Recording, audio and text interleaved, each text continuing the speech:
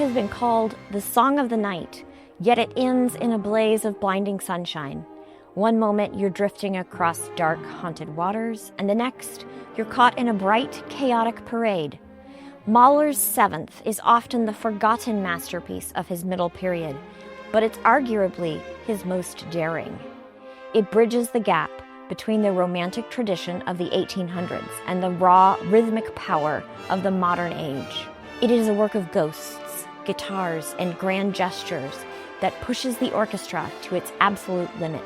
Let's hear 3 things about Mahler's Seventh Symphony. Gustav Mahler did most of his composing in a tiny hut on the mountainside overlooking a beautiful lake in the Alps, his summer sanctuary, where he escaped the demands of running the Vienna court opera. One summer evening, he arrived to this small town alone by train. It was already dark, and the horse-drawn taxis stopped for the night. So he hired a boatman to row him across the corner of the lake toward his home. The mountains loomed high and somber. The moon was out, and Mahler, restless as always, stood up in the rocking rowboat instead of sitting down. That very crossing, the gentle movement over dark water under moonlight, planted the opening idea for the symphony. The first movement is true water music, shadowy, restless, atmospheric, born from a real nighttime journey across one of Europe's most hauntingly beautiful lakes.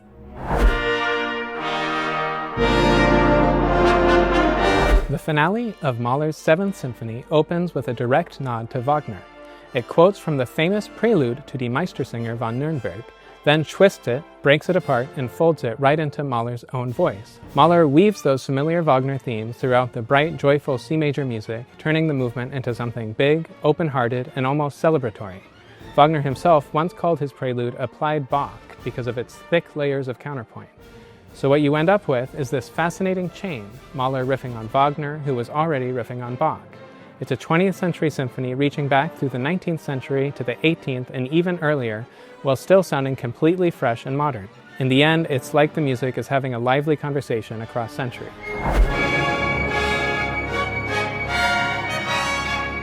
Mahler's Seventh Symphony sounds very modern. It was written just a few years before Stravinsky's Rite of Spring changed music forever. You hear strong, southern rhythms that feel violent. The orchestra plays loud, rough, powerful sounds, much stronger than in Mahler's earlier music.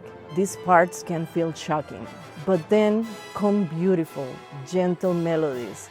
They are warm and full of feeling, like Mahler showing his true heart. In the middle of the symphony are 2 unusual movements called Nachtmusik or night music. The first one is dark and march-like with a spooky feeling. The second one is soft and dreamy with a solo mandolin and guitar playing. These create quiet, small moments inside a very big orchestra. This mix between dark, strong energy and sweet, warm music is what makes the Seventh Symphony so special. It feels exciting, a little scary, and very touching at the same time. Recordings can only tell half the story.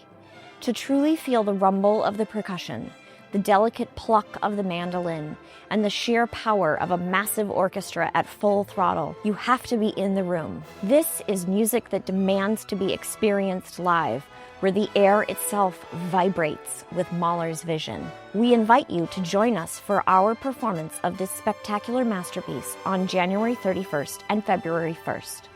Witness the mystery, the madness, and the triumph for yourself here at Jacobs Music Center.